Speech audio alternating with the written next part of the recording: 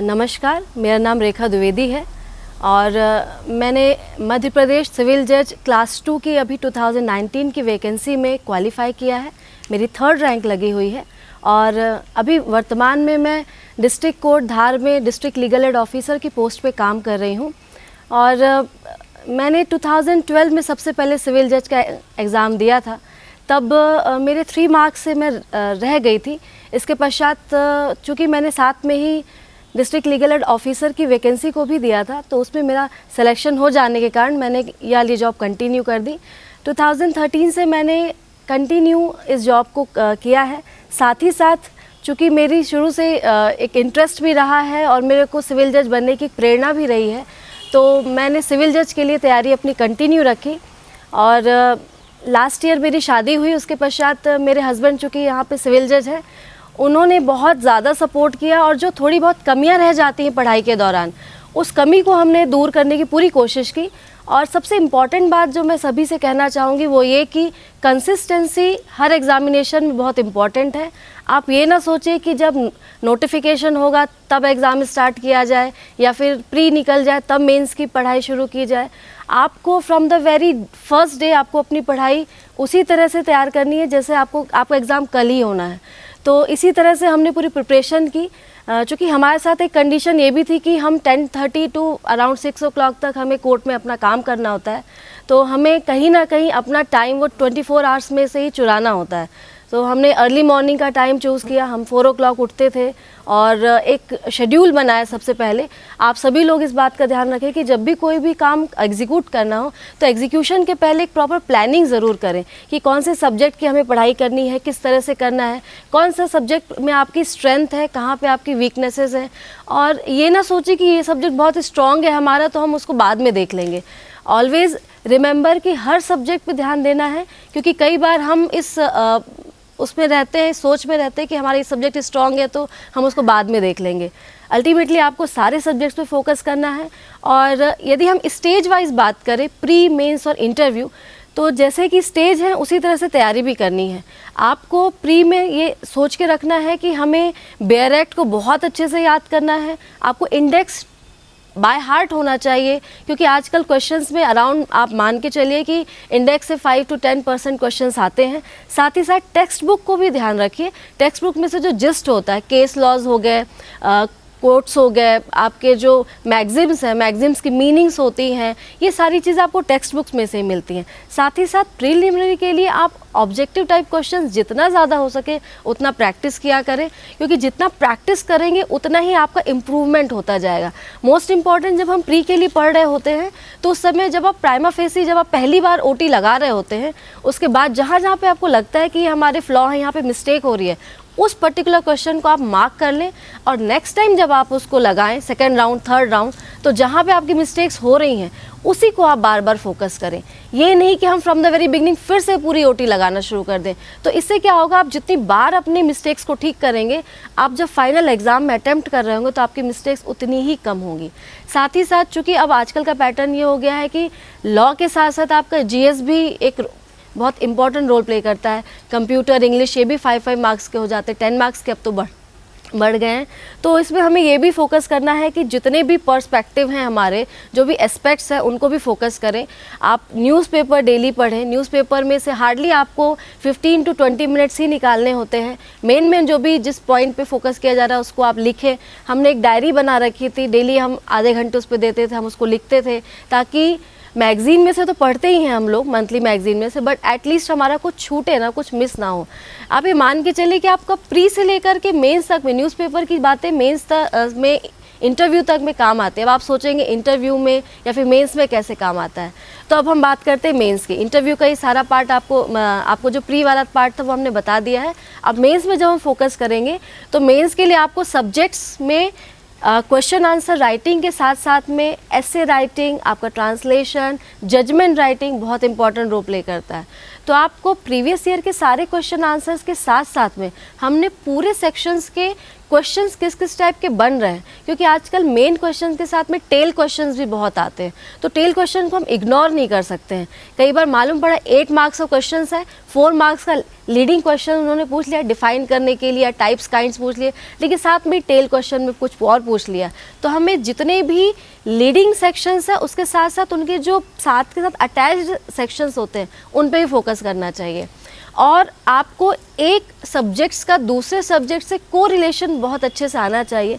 जैसे कि for example मैं बात करूं कि सीआरपीसी में सेक्शन 300 के बारे में जब पूछा जाता तो पैरेलली आर्टिकल 20 के बारे में पूछ लिया जाता कॉन्स्टिट्यूशन के, तो हमें ये को रिलेशन मालूम होना चाहिए कहाँ पे क्या बात हो रही है। साथ ही साथ जब हम क्वेश्चन आंसर्स के साथ और भी बात करें, जजमेंट राइटिंग में आपको ये ध्यान रखना चाहिए कि ऑनरेबल हाई कोर्ट का या फिर डिस्ट्रिक्ट कोर्ट में, सिविल कोर्ट में क्या पैटर्न चल रहा है, एक प्रोफार्मा ज़रूर ध्यान में रखना चाहिए। उस प्रोफार्मे को पहले आप बिल्कुल माइंड में सेट कर लें। उसके बाद जिस टाइप की प्रॉब्लम है, सिविल क्रिमिनल दोनों को आप देखें, चार्ज फ्रेम करने से लेकर के इश्यूज़ में कहाँ मिस्टेक हो रही है, क्योंकि ये मान के चलिए कि हर प्रॉब्लम अपने आप में इंडिविजुअल आपका वहाँ पे चार्ज भी फ्रेम होगा और वहीं पे आपके जो इश्यूज़ बनेंगे उसके अकॉर्डिंग यदि आपके वो सही ढंग से नहीं फ्रेम हुए देन आपका जजमेंट कहीं ना कहीं वीक हो जाएगा। तो हमें उस पार्ट पे ही फोकस करना है। मैं बात करूँ यदि ऐसे राइटिंग की, तो जैसा मैंने आपको कहा था कि प्री में जब हम न्यूज़पेपर पढ़ रहे होते हैं तो सब्जेक्ट जो हमारे होते हैं कई बार वहाँ के सब्जेक्ट से मैच करते हो जाते हैं। तो जब हम ऐसे लिख रहे होते हैं तो वो सारे के सारे जो क्रक्स हम याद कर रहे होते, पढ़ रहे होते, तो हमारे वो वहाँ पे मेंस के टाइम में बहुत रोल प्ले कर जाते हैं। साथ ही साथ आप बच्चे सोचते हैं कि हम हिंदी मीडियम के हैं तो हमारा ट्रांसलेशन वीक रहेगा, या हम इंग्लिश मीडियम के हैं तो हमारा बहुत स्ट्रॉन्ग रहेगा। कई बार हमें पता नहीं होता है, लेकिन हमारा एक एक मार्क इम्पॉर्टेंट हो जाता है हमारे सिलेक्शन में। तो आप इसको भी इग्नोर ना करें, लूज़ ना करें, उस पर भी फोकस करें। और कोशिश करें जब आप बेयर एक्ट पढ़ रहे हों तो बेयर एक्ट को हिंदी और इंग्लिश दोनों में रीड ज़रूर करें, क्योंकि लीगल लैंग्वेज जो हमारी होती है समवेयर समहाउ हम जो पढ़ रहे हैं हिंदी इंग्लिश का वही ट्रांसलेशन में भी आ जाता है। इस बार हमारे एग्ज़ाम में यही हुआ था, कई ट्रांसलेशन के पॉइंट्स ऐसे थे जो कि लॉ में हमारे जो बेयर एक्ट के पॉइंट्स होते उसी में से दिए हुए थे, तो उस पर फोकस करें। अब हम बात करते हैं इंटरव्यू की। इंटरव्यू ऐसे कहते हैं कि ऑलमोस्ट आप अपना सारा सिलेक्शन मेंस तक में कर चुके होते हैं, लेकिन इंटरव्यू सिर्फ और सिर्फ आपकी रैंकिंग सेट करता है। बट अभी मैं आपको बता दूं, चूँकि एमपी जुडिशरी में एक सीलिंग लिमिट सेट कर दी गई है कि एटलीस्ट आपको 20 मार्क्स लाने ही है इंटरव्यू में, तो 50 में से 20 मार्क्स लाना मैंडेटरी था। यदि आपके इवन दो 19 भी आ गए तो आपका सिलेक्शन होना संभव नहीं है। तो हमारे मन में, इवन हर स्टूडेंट के माइंड में एक बात कहीं ना कहीं घर कर जाती है कि यदि 19 भी अगर आपने मेंस में कितना भी हायर स्कोर कर लिया हो तो आपका सिलेक्शन रह जाएगा। तो हमने इस पॉइंट पे बहुत फोकस किया कि जैसे ही इंटरव्यू के लिए पढ़ाई की तो सारे सब्जेक्ट्स को वापस से रिवाइज़ किया ही किया, लेकिन उससे ज़्यादा इम्पॉर्टेंट था, कई बार क्या होते हैं हम एक्सप्लेन नहीं कर पाते, तो हमारा एक्सप्रेशन बहुत इंपॉर्टेंट हो जाता है। तो जैसा कि मैंने आपको कहा था कि कोई भी एग्ज़ाम एक दिन की प्रोसेस नहीं होती है, कंसिस्टेंट प्रोसेस होती है। तो इंटरव्यू के लिए भी हमने शुरू से ही ध्यान रखा था कि आपको डेफिनेशन क्लॉजेस बाय हार्ट होनी चाहिए, टिप पे होनी चाहिए, आपको बोलना आना चाहिए, क्योंकि डेफिनेशन को आप चेंज नहीं कर सकते, आप उसको इंटरप्रेट नहीं कर सकते बोलते टाइम। साथ ही साथ जो भी लीगल प्रोविजंस हैं आपको उसका जिस्ट पता होना चाहिए, कहाँ पे क्या चीज़ दी हुई है, गलत ना बताएं। मैंने इस बार मेन इस बात पे फोकस रखा था कि यदि किसी पर्टिकुलर क्वेश्चन का आंसर नहीं आ रहा है तो आप आंसर ना दें, सॉरी बोल दें पैनल को। लेकिन यदि आप गलत आंसर देते हैं, मिसगाइड कर देते हैं, ऑल्दो उस टाइम आपको लगता है कि हमने आंसर दे दिया है, लेकिन वो आपसे ज़्यादा जानते हैं, वो समझते हैं कि आपने कहाँ मिस्टेक कर दी है, उस टाइम आपको नहीं समझ में आएगा, आपके सामने यस यस बोल दिया जाएगा। बट वो सिली सी मिस्टेक हमारी, हम ज़्यादा बोलने के चक्कर में कई बार अपनी गलती कर जाते हैं। तो आप ना बोलें, सॉरी बोल जाएं, आप इसमें कुछ भी ऐसा ना कहें जिससे कि आपके मार्क्स वहाँ पे कम हो जाएं। तो आपको जो भी आंसर करना है सही आंसर करें। आप बिलीव नहीं करेंगे, यदि आप कई बार 20 क्वेश्चन में से 15 क्वेश्चन में भी सॉरी बोल जाते हैं, लेकिन वो 5 क्वेश्चंस में आप सही आंसर करते हैं, तो परहैप्स वो आपके सिलेक्शन का एक क्राइटेरिया बन सकता है।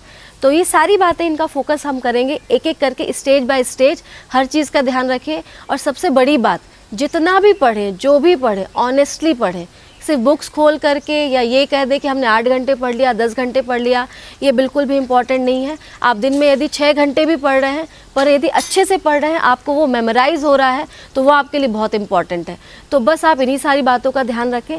और साथ ही साथ मैं ये बोलूँगी कि आप जब प्री के लिए पढ़ें तो जितनी ज़्यादा ओटी हो, जितनी स्टेट्स की ओटी हैं, यूपीएससी की, पीएससीज़ की, हमने बहुत ओटी लगाई हैं। आप बिलीव नहीं करेंगे कि ओटी लगाते एक टाइम ऐसा आ गया था कि हमें ओटी से क्वेश्चंस याद हो गए थे। हमें ओटी लगाने के टाइम ऑप्शंस भी नहीं देखने पड़ रहे थे, हमें उनके आंसर्स याद होते थे। तो इस तरह से प्रैक्टिस होनी चाहिए। मेंस के लिए क्वेश्चन आंसर्स में हमें सिनॉप्सिस याद होना चाहिए। हमें वो चीज़ें बार बार ऐसा नहीं कि कहीं गलती हो रही है, कोई क्वेश्चन कुछ और पूछ रहा है, आप गलत सेक्शन नंबर कभी भी साइट ना करें, कोट ना करें। और इंटरव्यू में जैसे भी मैंने आपको कहा कि इंटरव्यू ये आपका पूरा व्यू होता है। बहुत ज़्यादा तड़क भड़क कपड़े भी ना पहने, बिल्कुल सिंपल सोबर जाएं। और कोशिश ये करनी चाहिए कि जहाँ तक हो सके आप जैसे हैं वैसे ही अपने आप को रिप्रेजेंट करें। लैंग्वेज इतना मैटर नहीं करता है जितना कि बच्चे सोचने लगते हैं। आपका एक्सप्रेशन बहुत इंपॉर्टेंट होता है। तो इन होल सोल मैं सारी बातों के यदि कंपाइल करके बोलूँगी तो आपका सिलेक्शन आपके प्रिपरेशन के ही ऊपर पूरा डिपेंड कर रहा होता है, आप किस तरह से कैसे करते हैं। और सबसे इम्पॉर्टेंट बात, चूँकि मैंने आपको जैसे ही बताया 2012 में मैंने पहली बार दिया था, फिर उसके बाद मैंने यहाँ जॉब ज्वाइन कर ली as a district legal aid officer. 2 साल का प्रोबेशन पीरियड था, तो उस 2 इयर्स में हमें एग्ज़ाम देने की परमिशन नहीं रहती है, तो वो 2 साल मैंने एग्ज़ाम नहीं दिया। तो आप सोच सकते हैं कि यदि कोई बच्चा 2 साल एग्ज़ाम ना दे तो उसकी प्रिपरेशन कहीं ना कहीं एक डल हो जाती है। पर मैंने इस बात का ध्यान रखा कि मेरे को जब भी एग्ज़ाम देने का मौका मिलेगा तो मैं ज़रूर दूँगी। तो मैंने प्रिपरेशन छोड़ी नहीं, मैं डेली कुछ नहीं तो कम से कम 2 से 3 घंटे ज़रूर पढ़ाई करती थी। फिर उसके बाद जैसी परमिशन मिली मैंने 2014 में एग्ज़ाम दिया। उस टाइम पे भी एक कैडर था हमारे लिए कि बीइंग अ यूआर कैंडिडेट आपको हर पेपर में 45 मार्क्स मेंस में लाने थे। मेरे बाकी मेंस के हिसाब से बहुत अच्छे मार्क्स आए थे। इवन तो मैं ये कह सकती हूँ कि स्कॉलर बच्चा जो था टॉपर था, उससे भी ज़्यादा अच्छे नंबर आ गए थे। बट मेरा एक सब्जेक्ट था सिविल जज के, उसमें मेरे 43 मार्क्स आए थे 45 में, तो उस कारण से मेरा नहीं हो पाया था।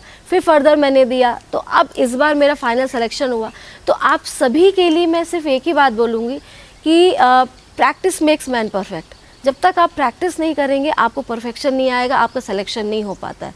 तो आप अपने आप को इस तरह से करें कि यदि हमारा फेलियर भी हुआ है तो उस फेलियर से भी अपने लेसन्स लें, हमारी गलती कहाँ पे हुई है खुद को एनालाइज करें। दूसरों के लेसन से या दूसरों की पढ़ाई से जो क्रीम है और अच्छी बातें निकल रही हैं उनको आप अडॉप्ट करें और ख़ुद की स्ट्रेंथ बनाएं। किसी को पूरी तरह से फॉलो कर लेना एग्ज़ाम को पास करने का क्राइटेरिया कभी नहीं होता है। और मैंने कभी कोई कोचिंग नहीं की, सेल्फ स्टडी रही शुरू से।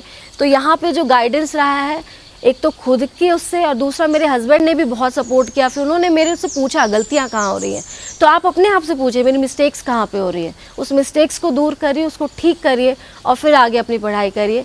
और कभी भी कोई भी हेल्प लगे तो अपने आप से पूछिए। बुक्स आपकी सबसे बेस्ट फ्रेंड होती हैं। बुक से अच्छा कोई गाइड नहीं कर सकता। जितनी ज़्यादा बुक्स पढ़ेंगे उतना ही आपको कुछ ना कुछ नया मिलेगा। और आप अपने पर्सनल नोट्स बनाइए, आप सारी चीज़ें कंपाइल करिए, आपके खुद के नोट्स बनाइए, खुद का आप एक पूरी स्ट्रेटजी सेट करिए। कुछ बच्चे रात में पढ़ पाते, कुछ बच्चे दिन में पढ़ पाते हैं, मॉर्निंग में पढ़ते हैं। तो आपको अपनी स्ट्रेंथ खुद पता होती है, अपनी स्ट्रेंथ के अकॉर्डिंग आप उसको और ज़्यादा एनहांस करिए और बूस्टअप करिए और अच्छे से पढ़िए।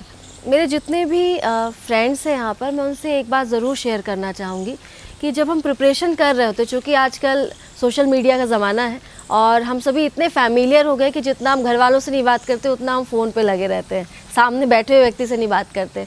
तो जब प्रिपरेशन कर रहे होते एक बार माइंड में ये आता है कि यूट्यूब में देख लेते हैं या फिर जो ऑनलाइन कई बार सीरीज़ चल रही होती हैं उनको सुन लें, पढ़ लें।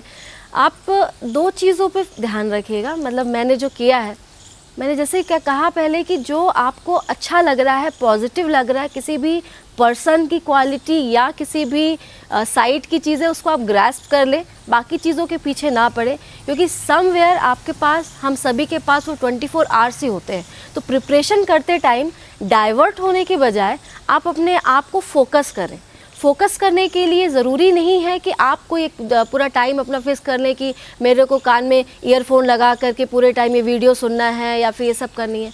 देखिए ये सब चीज़ें अपने लिए अपार्ट फ्रॉम द स्टडी ठीक है, लेकिन आप ये मान के चलिए कि जो हमारे सेंसेस होते हैं, ये 7 सेंसेस जो होते हैं, उसमें कहीं ना कहीं जब हम पढ़ रहे होते हैं, बुक से जब हम पढ़ते हैं ना, तो वो चीज़ें हमें थकाती नहीं है, हमारे अंदर वो एक टायर्डनेस कम आती है। लेकिन जब हम कोई चीज़ बार बार सुनते हैं, हमारे कान दुखने लगते हैं, हम वीडियो देखते हैं तो हमारी आंखें जल्दी थक जाती हैं। लेकिन जब हम बुक से पढ़ते हैं तो हमारी एक ह्यूमन बॉडी में एक पर्टिकुलरली एक सेंस होता है कि हम कोई भी चीज़ पढ़ते टाइम एक फ़ोटो क्लिक कर लेते हैं, हमारे माइंड में वो पिक्चर सेट हो जाती है।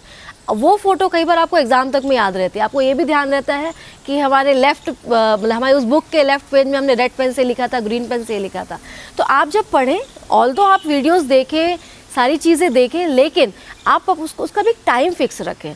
आप उसे पूरा दिन ना लगाएं अपना, क्योंकि कई बार उसके कारण आप जो अपनी एक स्ट्रॉन्ग स्टडी कर सकते हैं, एक अच्छी पढ़ाई कर सकते हैं, आप उस पर्टिकुलर पार्ट के चक्कर में आप अपनी बुक्स को, बेयर एक्ट को कई बार आप इग्नोर कर जाते हैं। और ये मान के चलिए, लॉ अपने आप में बेयर एक्ट ही है। जब तक हम बेयर एक्ट को या बुक्स को अच्छे से स्टडी नहीं करेंगे, हम अपनी लीगल नॉलेज को और ज़्यादा एनहांस नहीं कर पाएंगे।